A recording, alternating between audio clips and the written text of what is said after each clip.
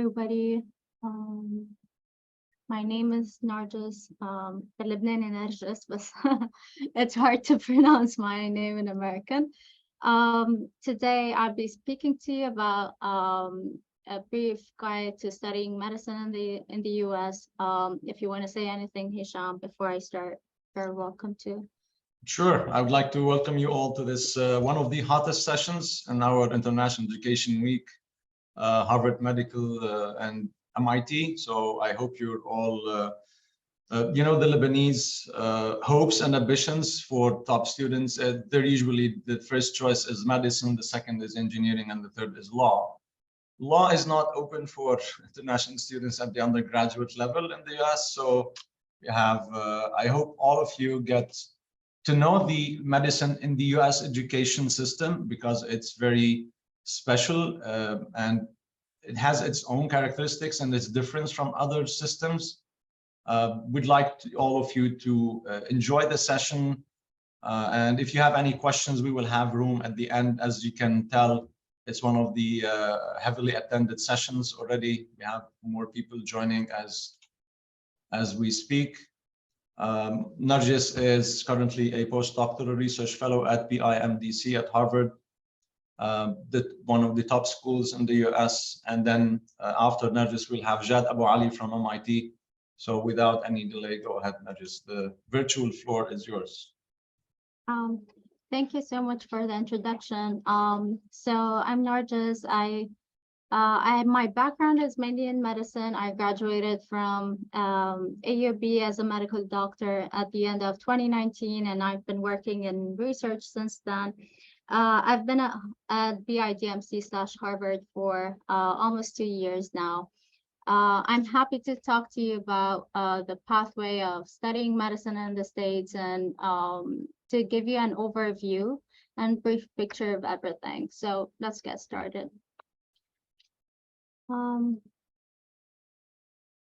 All right, so to begin with, I have no conflict of interest to disclose, and this is a voluntary session that I'm giving out. And you will find some memes throughout the lecture that I hope you find funny, but truthful as well. So just to address one of the issues, if you go into medicine, you will still have a personal life, but you will be less involved than any other career that you might choose in engineering or whatever. So you could still have that option. So this is a brief pathway of pursuing medical education and mainly the American system. I know most of you are in Lebanon right now, and if you are interested in pursuing medicine, then the options are either in Lebanon or outside. And if you want to pursue the education in Lebanon, the medical education in Lebanon, it's a great option as well. And at multiple points throughout like the pathway, there are potential to move abroad if this is your ultimate goal. So the pathway starts with in the American system versus the French system. So the French system is more of Lebanese University, USG, and then the American system, you can find it at LAU and AUB. And if you're interested in going abroad in the US, it's going to be similar, very similar to the AUB and LAU pathways. So you would start off with an undergrad degree and then go into med school. And there are some exams that you need to take in between the transitions from undergrad to med school and from med school to residency. And we'll go into details into these. So to begin with, if you're considering medicine and if you're interested in medicine, I suggest that you review or kind of be familiar with the values of medicine. So going into medicine and medical practice is a lot of sacrifice, but there are also like main values that you need to be holding of high importance, and of those are obviously non-maleficence. So you should do no harm, beneficence. Your career and your practice should be targeted on benefiting your patients and benefiting the medicine itself, and if you contribute to research to advancing also the sciences behind the practice. And you should not discriminate between your patients, and remember that your patients have the right to make their own decisions, and we as healthcare professionals and as practitioners, we are there just to educate them on their choices. So they retain their autonomy to make their own decisions in medicine. So this is a brief overview of the values that are highly looked at in medicine. And now we go into studying medicine. So step number one, graduating from high school, would be pursuing an undergraduate degree. And I would say, like, traditionally, and especially in Lebanon, most of the students that want to pursue medicine see the undergraduate degree as just a pathway or a passage to get there, which is good, but it also has its downfall, because not everybody who starts off thinking that they want to do medicine end up doing medicine. So you should consider the choice of major very much, and it should be something that you are interested in. And in case the plans to medical school fall through, it should help you pursue your interests further in life. You can pursue other pathways if medicine doesn't work out. And if you end up getting into medical school and this is your main focus, then it should help boost your application.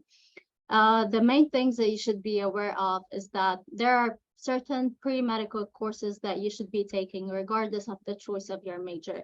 So you could go for biology, you could go for chemistry, you could go for non-science majors, or you could go for behavior such as like psychology. There are a lot of majors that you could pursue, but as long as you take these core pre-medical courses, you're safe to apply to med school. So these are usually, they differ from school to school, but the main ones that are required mainly are biology, chemistry, physics, math. So they require math, but I guess with the Lebanese curriculum, we do take some of the courses during high school. So I don't remember taking math in undergrad as a requirement for med school. And I've met a lot of students here that are interested in pursuing medicine in the States. A lot of them are not biology major, and they could be biomedical engineering or any other type of major. As long as they fit in the requirement courses, they're safe to apply and they can go further with the pathway. So during your undergraduate degree, I suggest pursuing also research, as it's a big plus on your CV. If you're going, for example, for biology, engaging in research, getting a publication in undergrad is a great achievement. So it's good to have it as a plus on your CV, and it would help you learn techniques of research and get you started. Also, I encourage that you go for extracurricular activities. I know that your main focus should be on getting your scores very high and boosting your application to med school if that's your ultimate goal. But extracurricular activities are highly appreciated during this time because for multiple reasons, it helps you develop your interpersonal skills. It helps you be more comfortable in a work setting later on when you join the workforce. And if you actually have work experience, it's a huge plus for you. So the more experienced you are, the more involved in research, the more involved in clubs and activities, the more involved in whatever extracurricular activities, that is a huge plus for you and for your application. And people who decide on whether you get in or not to med school, look at that as well. It's not just your scores. Your scores is a big factor in your application to med school, but also you as a person, your personality, what what can you bring more to the table, if I can say that. Always remember to do that. Do not just focus on studies and forget other aspects as well. So assuming you apply to you want to apply to med school. So first we talked about the 4 or 3 years of undergraduate degree in which you take the pre-medical core courses. And there are other things that you need to have for your application to the medical school. One of them is a big requirement, which is the MCAT. The MCAT exam, I'm glad you're hearing about all this now, because I didn't hear about the MCAT until I was already enrolled. So it's basically an exam that they require students who are applying to med school to take. It's a standardized exam, multiple choice questions. They've changed the format since I did my MCAT, but I believe they're still administering it in Lebanon. Plan ahead of time. MCAT is not an exam that you can cram over a few nights. You need to study consistently for it. You can get into study groups, always share with other people kind of the perspective, the learning. There are courses out there that help you excel in your MCATs. And if you want to apply to schools in the US, you need to know that you are competing with students all over the world.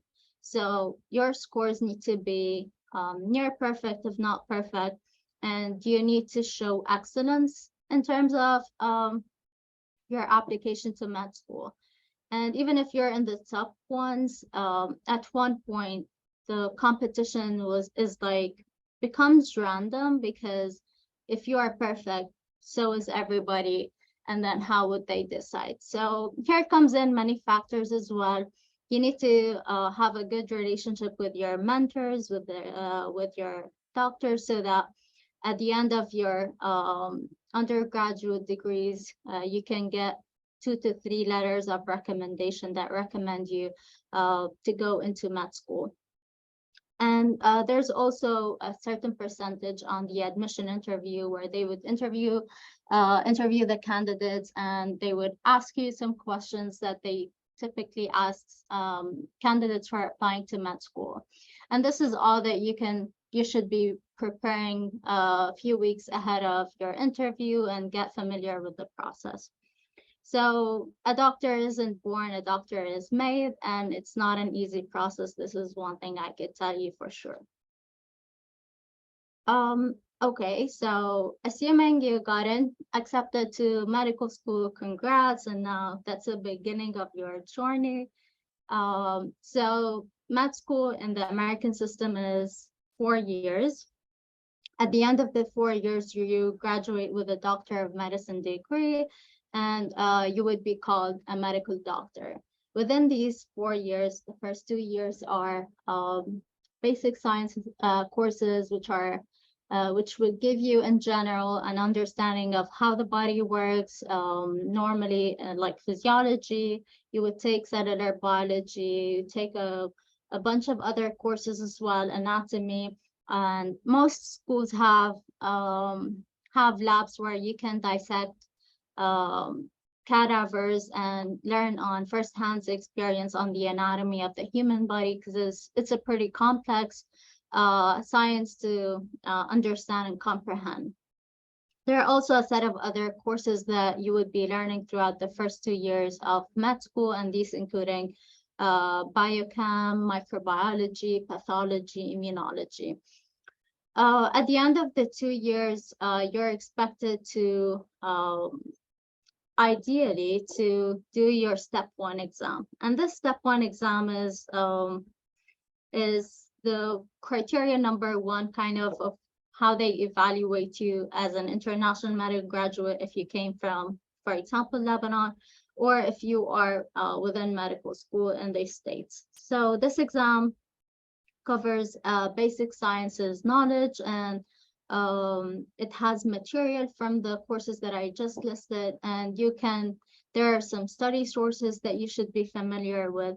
And if you master your study sources, your question banks, you should be good on this exam. And I think in 2022, step 1 exam is now a pass-fail exam, which means that your scores do not matter as they used to in the past, because I know that international medical graduates would always want their scores to be really good depending on what specialty they apply to. But step 1, a high step 1 score was always so important, and now they're shifting the importance of things so that clinical knowledge is now becoming a higher weight of criteria than basic science knowledge. But anyway, things might change in the next 4 or 5 years because that's how it is. And the next 2 years is mainly clinical clerkships, which you would be rotating in the hospital as a medical student. Whether you go to med schools in Lebanon or in the States, you have some rotations that you need to fulfill. And these rotations are mainly internal medicine, surgery, pediatrics, and obstetrics and gynecology, family medicine, psychiatry, and other elective rotations that you might opt into. So it's important if you're studying medicine in Lebanon to consider doing your elective rotations in the States if you want to practice your residency in the States. So it's a good opportunity to put a face on your application. It's a good exposure for you to know if that's where you want to be living and that's where you want to be practicing eventually. And it helps you make connections because you need people to get to places. And the more connected you are, the more chances that you will end up finding something for you in the States. So rotations and research in med school, just as an undergrad, is very important, and it supplements your application. So work on that, and at the end of the 4 years, you're expected to do a step 2 exam, which is clinical knowledge type of exam that gives you questions, for example, clinical scenarios. The patient comes with this and that, and what do you do in diagnosis, treatment, and prognosis. So a lot of things that you shouldn't be worrying about right now. So I pulled off this ranking of medical schools off the internet. It's based on a ranking done in 2018. And it ranks the programs based on multiple criteria. But it's good to consider, and because the med school that you end up applying to and you end up graduating from, and its ranking plays a major role in your career eventually. But I would, going from like 10 to 1, the admission becomes harder because the competition is more. Even at the lower ranks, it's hard in general if you apply to medical schools to be accepted in the States. I wouldn't say it's impossible because I've seen people do it, but it's just the priority to medical schools in the States is to accept their citizens first, and then IMGs come second. And with no doubt, we do have one of the best education systems in the world in Lebanon. And I believe that many of you are bright and smart. So if you really want to get there, you need to know what you're dealing with. So the competition as an international graduate is very high because you're competing with everybody else from all over the world. And it's a big word. So the competition is high, the applicants number is very high. And if you don't end up getting into med school in the States, it's always a good option to pursue medical school in Lebanon or in Europe if you want. And you can eventually end up applying to residency in the States, and you can practice in the States if you've only done residency there. So it's a good point to keep in mind. And I included this slide in specific because it became very relevant to me throughout my education and throughout my pathway. Why should I choose medicine? Why not? And then in the toughest points, you always think that why did I choose medicine? So it can get hard throughout your education, throughout your training, and just to list the ideas and like the concept of why people usually go into medicine. If your ethics and values are in alignment with the medical career and with everything that it takes, that's a good choice as medicine, because people in medicine usually go in to help and serve other people, and you're dealing with vulnerable people. And sometimes the procedures that you do on them are life-saving. Sometimes the disease cannot be treated, so you need to improve their quality of life. And it's not all a happy place. So it's also like a stable job. It has a stable income. There's always a need for healthcare workers in Lebanon and abroad. It's has a high job security, and sometimes I've met people that go into medicine and see it as their tickets to the States. Well, to each their own, but I guess it works if your ultimate goal is to come to the States and work in the States. And because medicine is kind of a universal language, the science behind it is universal. Whatever you learn in medicine in Lebanon applies to medicine in the States, so it's easier transition than other careers. So it's sometimes also people are attracted to medicine for its high prestige and its respectable profession. So what are the reasons not to pursue medicine? So I guess what people are mainly discouraged about in medicine, and they have a point in it, that it's a very long pathway. So from the moment you get into college to the moment that you graduate, it's 7 years of undergrad, 7+. Sometimes people take longer. So it's like 7, 8 years to just in college between undergrad and medical schools. And then residency and fellowship training can go from 5 to 7 years. So it's a lot of years, and you wouldn't be starting to practice until you're in your mid to late 30s. And so in some specialties, the training is longer. So you need to consider that. And if this is something that would discourage you down the road, maybe try to pursue other options that seem appealing to you.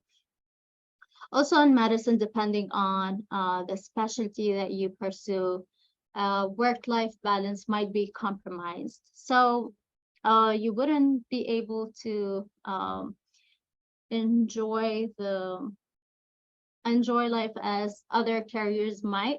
So you might need to cut off, depending on if you go for surgery, for example, or neurosurgery.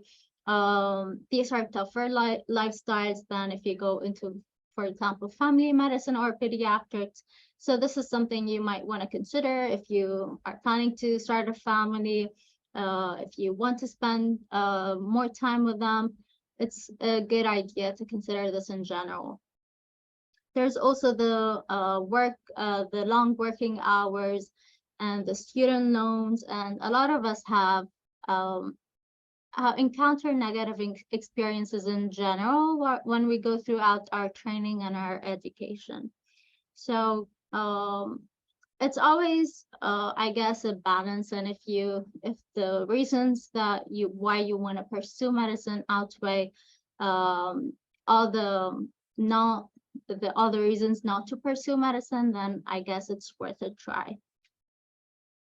So after you graduate from medical school, comes the residency training. So the residency training is when you're officially a doctor, but then you need to specialize in a certain field and practice certain things. So the choice of specialty depends on many things, including your scores, what you're interested in. So usually general surgery, neurosurgery, and few other specialties, dermatology, so the skin doctor, the eye doctor, these are very competitive specialties.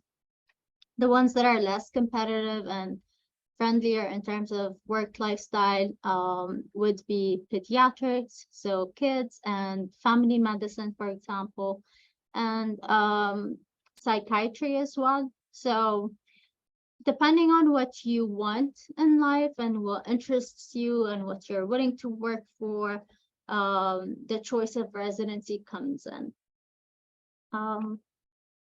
So there are a few reminders that I want to leave you with and a few take-home messages.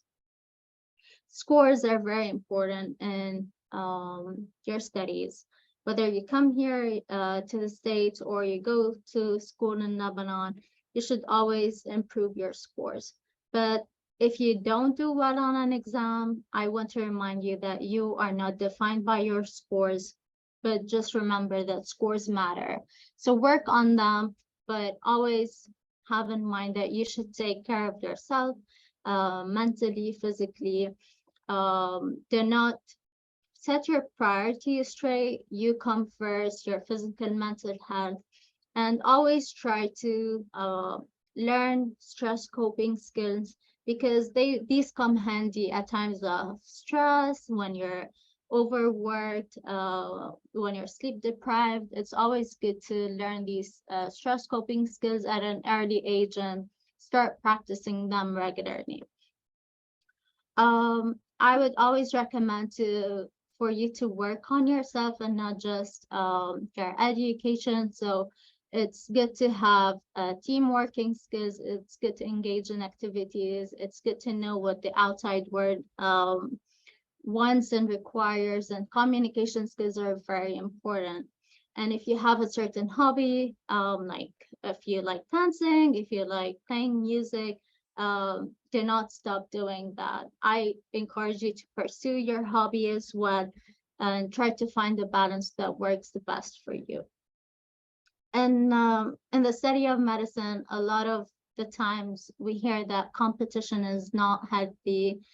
And I guess a take-home message that I want you to have is that competing with others doesn't get you where you want to be.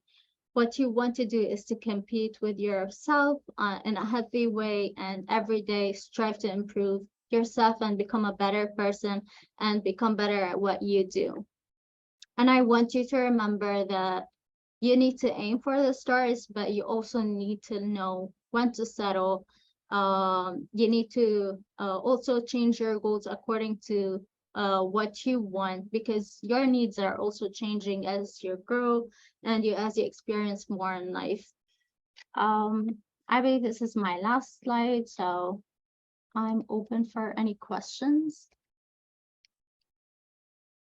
Yes, thank you so much, Nargis, for such an informative presentation. We'll have Jad. Jad is our MIT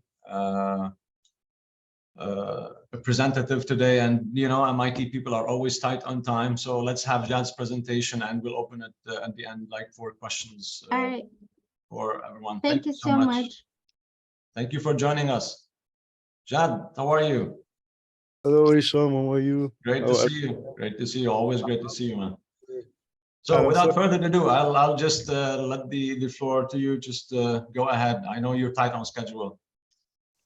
Yeah, sure. I thought I didn't have the exam, but apparently we ended up having this exam. So well, just a note. I mean, this is the difference between MIT and everyone else. Everywhere else, people are leaving early their schools for Thanksgiving. But MIT, no, you have to just be there. There's a test. Yeah.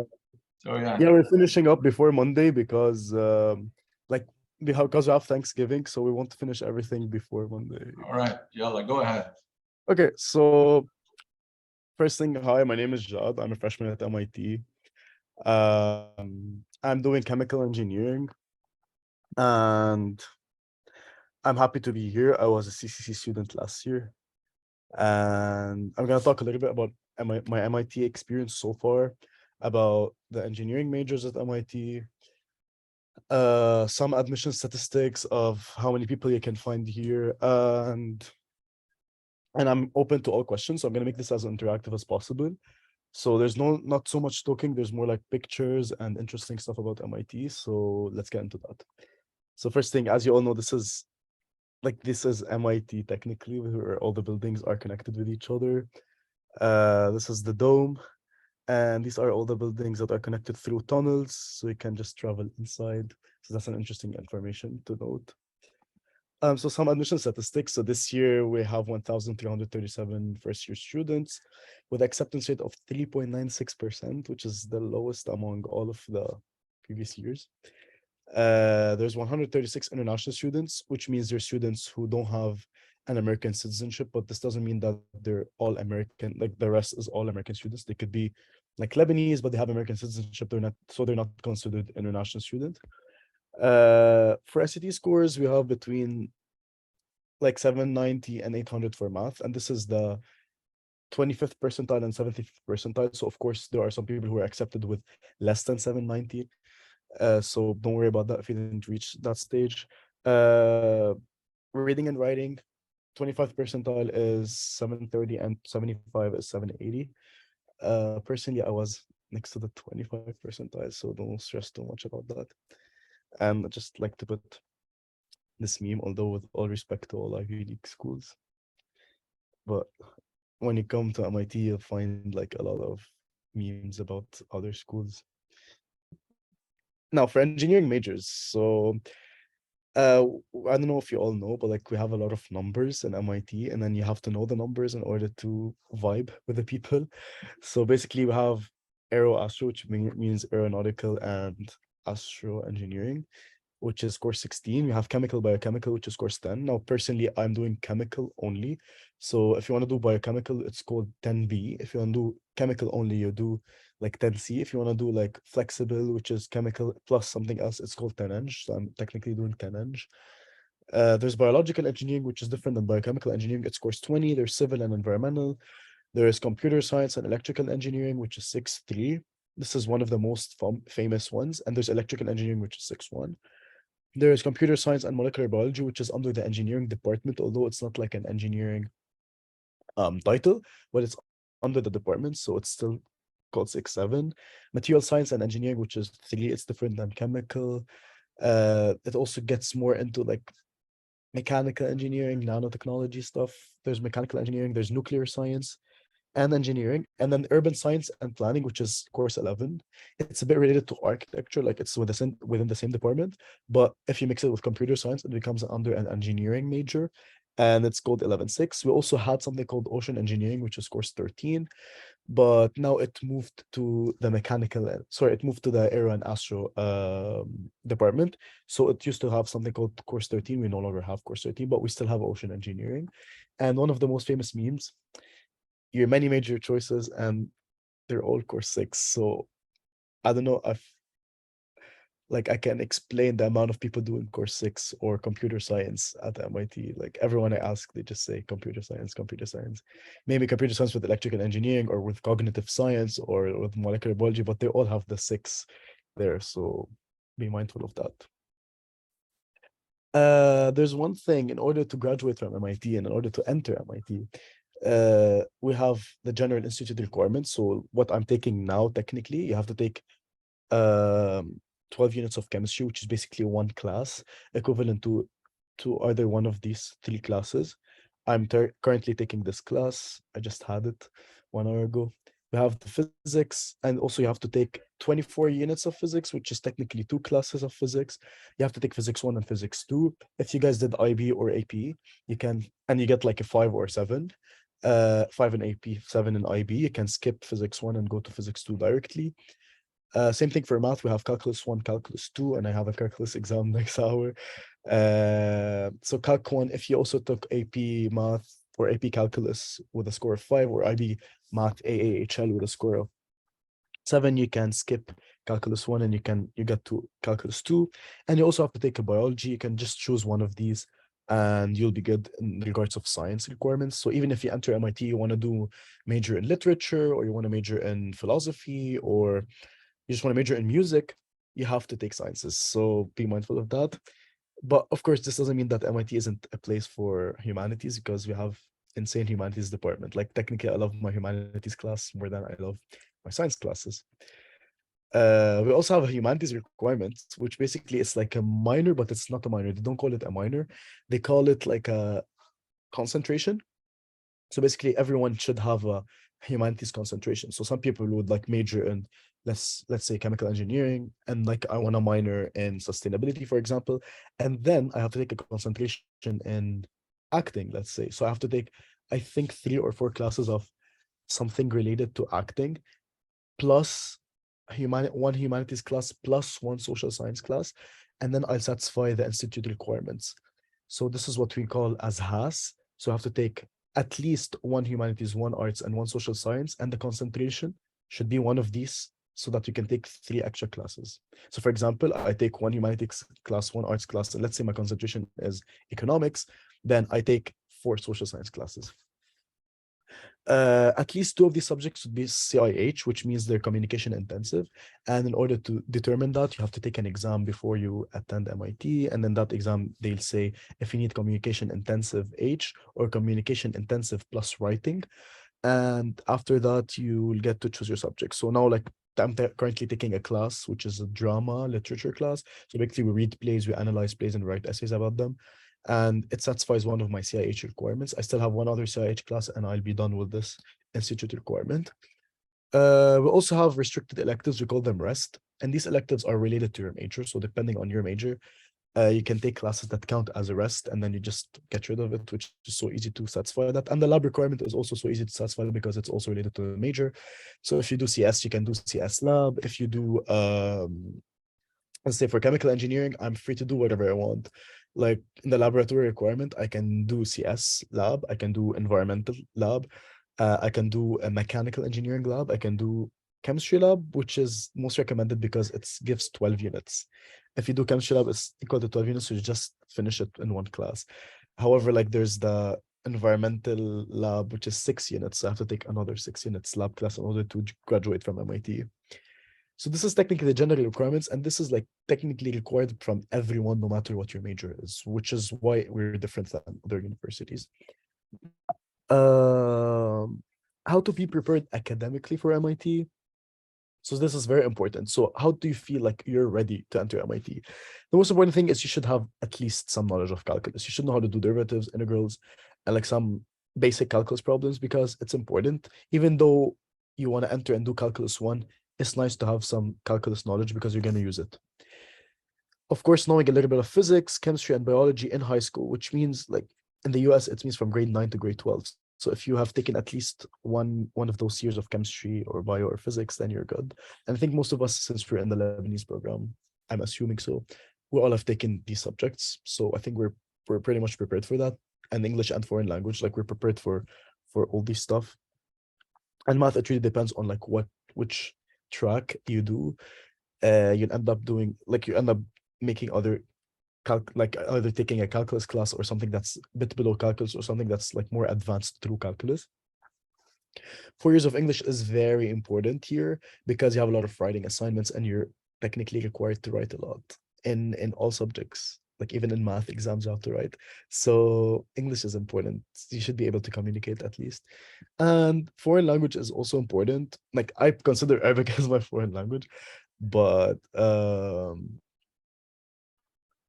I want to study other foreign languages. So MIT encourages that. You can take this as a humanities class and you go ahead and finish another CIH, and then you're done with all the communication classes you have to take. But since Arabic is considered as foreign language according to the US, then I'm okay with that. 2 years of history and or social sciences, which is also good. I've taken, I think, 4 years of history in Lebanon, so it's fine. So this is it for my presentation. I'm gonna go over some pictures, but I can stop for questions and then we can move to other pictures. So we're gonna split it, like 10 minutes of questions, see some pictures, and then go back to questions if you guys want to. Yes, of course. Go ahead, show us the memes. I mean, your presentation and Nargis is are full of those memes. Apparently, you guys at the top schools in Riyadh like memeing each other. I don't know. Yeah, Like like you could say, like I could think of a meme right now in my head, like two MIT people talking to each other, students saying, "What courses are you taking next semester?" And one says, "Oh, I'm taking 16 and 8 and 6.5," and then the other would say, like, "Oh, I'm taking the same, like 6.25, or I don't know. I'm yeah, I'm, I'm gonna." It's like, yeah, go We ahead. appreciate a good sense of humor. First. yeah, like the first an orientation, the first day I entered, and the president just makes fun of one of the faculty members who graduated from MIT but ended up doing their PhD in Yale. She was like, I don't know why they went to Yale. Like they were so qualified at MIT, but maybe their Yeah. qualifications decreased, so they went to Yale. So this was Yale the is a good school, by the way. yeah, yeah, definitely. It's just All I true. right. There's have, a rivalry with Harvard, Yale, yeah, I Princeton. have a coworker here that he did his PhD at MIT. So whenever he was with other students, so sometimes there was an overlap with the medical courses as well with medicine. And whenever they ask him, or like, are you just a PhD? Because like some people pursue MD PhD, and he's like, yeah, I'm just a PhD. Yeah, definitely. All right. So let's see those pictures. You said you have you want to showcase some pictures. Okay, yeah. So Yeah. this is the chemical engineering All building. right. It's the only triangle-shaped building on campus. Mhm. It's so nice to see from top, but I couldn't find the picture from top. So this is one. This is like a close picture to see that it's a Nice. triangle shape. Uh, this is TADA, which is the computer science building. So I Mhm. have a meme for that. I don't know if I showed it. So Yeah. the architect that designed MIT was obviously drunk to do that because it's it's very weird shaped. But I have my physics classes there and I like it. Uh, okay, this is called the Rainbow Corridor. Mhm. It's placed in lobby 6, if I'm not mistaken.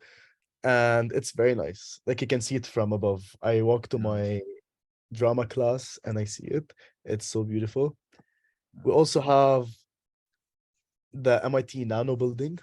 This is where all the technology happens. Yeah. And this is from the inside. This is one of the nano laboratories. They're all yellow and orange most of the time.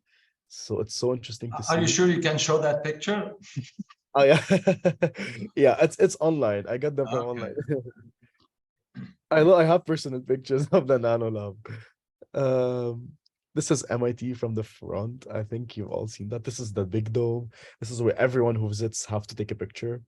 Although I haven't taken it until like 2 weeks ago. This is one of the dorms. It's called Simmons. It's a dorm with windows. So every room has like 9, 10 windows. It's so interesting. And Black Panther was shot here, guys. You should watch the new Black Panther because yeah, they filmed it in Simmons in this dorm and on an MIT campus, and now like the whole campus is vibing with it. Like we're playing it for free for like weekends for MIT students because it was filmed here. I don't live in this dorm, but it has pretty good food compared to other places on campus. And this is MIT Welcome Center. It's one of the newest buildings on campus. It's on the east side of campus. It's next to Kendall Square, which is where the train is. Mhm. It's really nice. And just recently, they opened the MIT Museum, which is a very innovative museum, mix of old stuff with new stuff and technology. I haven't been there yet, but I can see it from the outside. It's so nice. This is the one of the Chemie labs where they use yeast reactors in order to multiply the growth of yeast and do some research on biochemical engineering stuff. So that's it for my pictures, and I'm looking forward to your questions.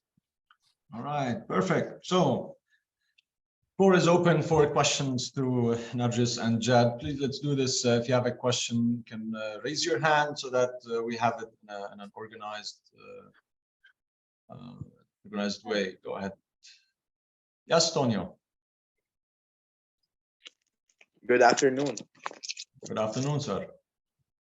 I wanted to ask Nargis about Harvard. Go ahead, sir. So for taking medicine, I'm now taking the IB course, those 2 years. So I just want to ask if if Harvard And what does it prefer, Math HL or SL? I'm taking Bio and Chemistry HL. Oh, that's a very specific question, but I can refer to somebody who knows. I think Jad could help you on Yeah, that. I can answer. Yeah, go ahead. HL definitely. SL won't get you into any college. Exactly. Because I've seen that in a lot of in universities, specifically Harvard or Yeah. MIT, like these top schools. AAHL is the go-to. Like even AIHL is like they're a bit skeptical about it. But for medicine, it's not required. But of course, if you have it, it shows that you took challenging courses. So the more challenging courses you have, the better you are. Yeah, sure. Perfect. Yes, Tonio, you have another question? You're welcome, sir. No, Reem, thank you. go ahead. Hi, Jonathan. Just for your presentation. You were really Hi, you're cutting off. I can't hear you. If you can just raise your voice, please. Yeah. Hi, Jonathan Nargis. Thank you so much for your presentations. Thank They were you. very interesting. So this is Reem. I joined Education USA like not long time ago. And question for you, Nargis, like and they ask us like they've done like their general medical school in Lebanon, and they would like to continue in the States. So usually like they should do residence, right? Yes. How do they apply for residency Mhm. like directly? Yeah. So I guess if they've done their general medical education in Lebanon, there are a few exams that they need to have ready. One is step 1, which is the basic science, and another is step 2, the clinical knowledge. These are multiple choice exams that can be taken in Lebanon. They should so I guess the next step is that to study for these exams. The study period is usually 3 month to 6 month maybe, and then take these exams, build their application, and then from their application they start applying to hospitals. There's also an English exam that they've added recently. I can refer you to the website with the requirements and what they should be doing, the steps, and they can apply to as many hospitals as they want, as long as they fit the criteria, they have good scores, they're good to apply for residency.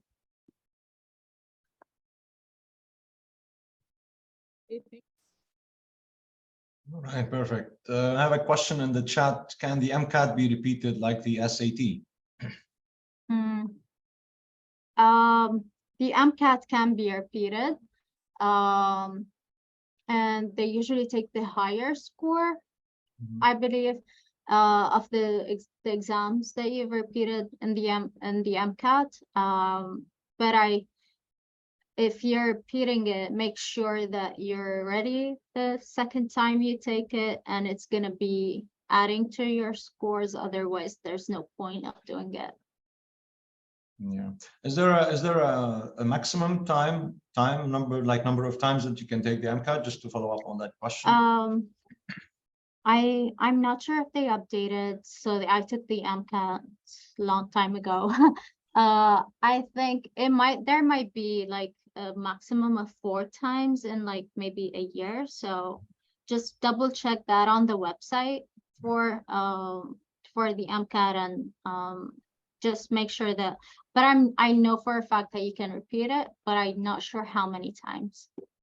So I see what are some extracurriculars that can boost my application.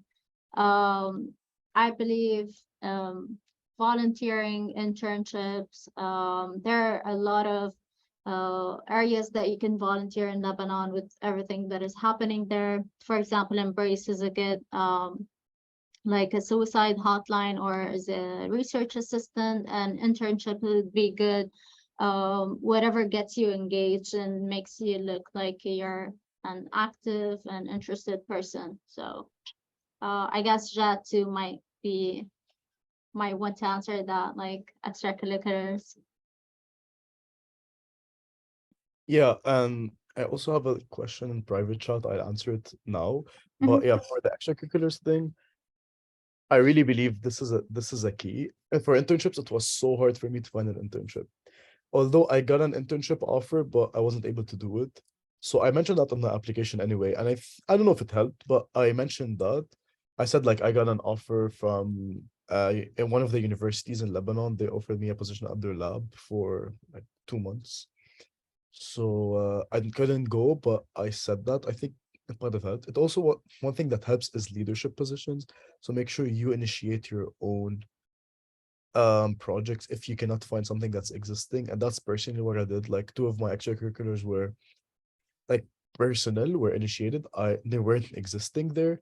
So when you come up with the idea, you with a group of friends specifically, it's very important. And one thing that's very important is collaboration, specifically for MIT, because everything here is collaborative. We don't have competition as much as we have collaboration together. So Mhm. we work on projects with each other. We work on problem sets with each other, on homework. We study with each other. So in the end, we go to the exam, we're all prepared together. We don't just like compete. Hey, I'm not gonna give him the answer because he's gonna get higher than me. So this is not like the toxicity is not there.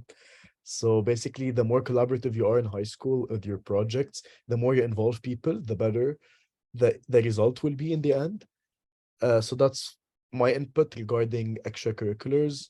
And more stuff, get involved with the university you want to apply to. So one of my extracurriculars was basically working with the Lebanese club at MIT. So I had people from the Lebanese club work with me with the club that I made in my high school. So in that way, I made connections. So maybe this didn't influence anything of the application, but it's just nice to make connections with existing students in the university you want to apply to. And I also like contacted some Harvard alumni. So Mm. to Yeah, it gives you more perspective on the school you're applying to. yes, exactly. Right? Plus, you feel like you're more connected. Exactly. Exactly. Yes, Sabir. Yes, I've got a question for Jad. Jad, what do you think helped you get accepted into MIT amongst the lots of other applicants? Okay, And so please first, go into details. okay, okay. The thing is, it's very obviously it's based on luck. Like you have to know that it's work and effort and good applications, but it's also based on luck. So sometimes people with amazing stats with interesting applications just get rejected. Like I know someone from 2 years ago from my high school. They created something and they just got rejected from MIT. And I didn't create something. But the thing is, you have to tailor your application in a way that shows the best self, like shows that you are a perfect fit for MIT. So a perfect fit for MIT has collaboration skills, has balance in their life. You should show that you have balance between studying and going out with friends and contributing to your community. You should show that you faced challenge and you were able to overcome that challenge with your problem solving skills. You should always show that you are able to cooperate with others in order to reach common goals instead of like compete with others to reach your personal goals, which was fairly important, specifically in my high school, it's very competitive. So the fact that I changed that into something that's collaborative would have helped. Also, your letters of recommendations are so important. After I got in, I was able to see them because you are not able to see them before. So, and I read them and I thought like they're one of the biggest reasons why I got in. Another additional thing I did, which I think not a lot of people did, was I did research in chemical engineering in high school. And if people doing IB, it was my extended essay in chemistry. And I submitted my research supplement to MIT with a letter of recommendation from my supervisor. So this also helps a lot. Other unique stuff that would not like show to others as your essays, like that would not be similar to others your essays. So make sure you tailor your essays in a way that they show who you are, but in a very creative way. So don't just write generic essays about building Legos and how that's how you want to become an engineer. So something that's more personal, something about a challenge that you actually faced. Another thing that I believe, but I'm not sure if I'm supposed to talk about that, it's quotas. So I fit into a certain category that they're looking for this year, which could be, let's say, low income, first generation, Beirut, IB student from, maybe they're just looking from someone from my school specifically. So this also plays a role, but I think if you're a first generation student, make sure you point that. First generation means like your parents did not graduate with a university degree. So they might have started university, but they didn't graduate. And this is still considered as a first generation. So there's a huge community here of first generation students. And I think it's important to note that. And it's important also, if you don't usually speak English in your house, don't say that, and show that you're able to speak English. So this also shows that you have high capabilities. So these are like some tricks on your application. And I just want to answer one question because I received it in chat. It's what are the requirements for scholarship? So one thing, MIT doesn't give merit scholarship. So you should not like have outstanding grades to get a scholarship. But in order to get in, you should have outstanding grades, outstanding extracurriculars, outstanding application. So they only give financial aid, which is basically need-based. So how much you need, depending on your parents and your income, you will get scholarship, and there's no like rules. So if you don't get the GPA of 4, we'll take off your scholarship. It's not how it works. It's just like even if you pass on 50%, you still get the scholarship. However, if you fail, you're just out of the university. So that's something else. All right, thank you, Jad. Terry, Thank you. go ahead. Thank you for your presentation, guys. I just have a question for the MIT guy, Jad. I am in 1S Jad. and I have the chance to choose between IB or the Lebanese program. I know that the IB program should be way better, but as an MIT student, what do you recommend? And what courses do you recommend I take if I go into IB? But what do you want to major in? Computer science or aerospace engineer. I don't know. Okay, course 6. I personally think IB is a key, like the go-to, because MIT specifically says on their website, most challenging courses is the way to have higher chances to get in. And IB has more challenging courses. Plus, one thing that's very important, Ana lahala, I still use my IB material. Like my IB books are still with me. I still study from them for chemistry, for physics. It's insanely good, to be honest. Like it was worth it. Although it's so tiring in high school, you don't have time to take a break. But it's very helpful now. Like technically now I have more break than in high school, just because I'm prepared. Yeah, I have this 50% knowledge. I go to class just to get the other 50%, and that's it. I personally took one of the hardest combos, and I don't recommend you taking it, but you can do it if you can do it. But I wanted it because of chemical engineering, because I'm required to take physics high level, chemistry high level, math AA high level, which was too toxic in the end of the year. When I was doing my finals, my exams were one day after each other, and it was so bad for me. I also had Arabic A literature and English A literature, so I did a bilingual diploma. And one of the easiest things I did was business. It was a really nice experience, and I think it helps me a lot. Like now I'm able to identify business terms and management stuff, so I think it's also important. For CS, of course, take computer science, physics HL, and math AI HL, because AI is very related to into applications, which is basically what you do in computer science. So I recommend taking AI. And it was technically a bit harder than AA last year, although universities appreciate AA more for some reason. And for humanities, it's nice to take history if you haven't taken history at all, or like some other social science. But let me ask you, do you have an American citizenship or like some foreign citizenship other than Lebanese? I have a Canadian one. Okay, so you're technically not required to take history or Arabic A literature, but take a foreign language or take some social science. Okay, thank you. And apply for the CCC, all right? Of course. Of course, of course. We're opening on Monday. The application opens on Monday, hopefully on the link that we shared in an earlier session today. So please go back and watch that session. You have the link right there. We'll also share it at some point in the comments. Time is up. If Nargis, Jad, you want to close up in some remarks? We can start with Nargis, and then we'll move to you, Jad.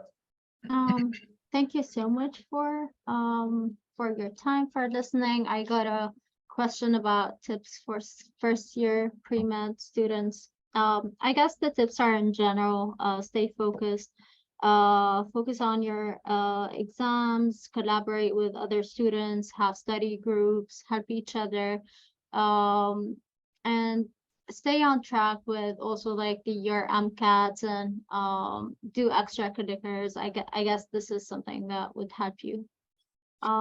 Thank you all so much, and I hope you get where you want to be.